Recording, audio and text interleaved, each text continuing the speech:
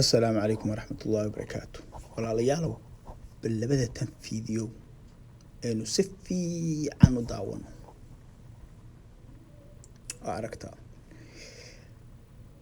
adduunka markii laga guumaysto maskaxda waxa ugu xun oo la iska guumaysto weey.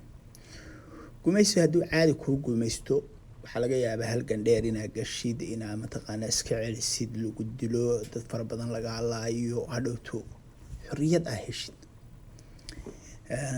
sida haddeerto Falastiin oo kale dhagax tuurtid waa ogtahay dee in guumaysi ku jirtid waa halgamaysaa marka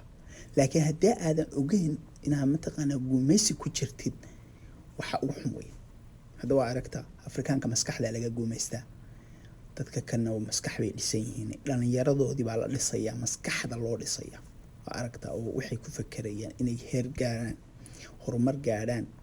ee higsadaan dayax gacmeedka meelo waaweyn inay higsadaan bay ku fakarayaan halka Afrikaankii lagu mashquuliyay heeso iyo kubad iyo waxaan dan ugu jirin. dhalinyaradii Soomaaliyeed waa aragteen boodbood heeso iyo mataqaana qabyaalad waxa la isku laayo goormaynu horumar gaarayna goormaynu adduunka la tartamayna goormaynu fakarayna la kala dheeray orodna ma baan maqli jirin waa tan oo kale.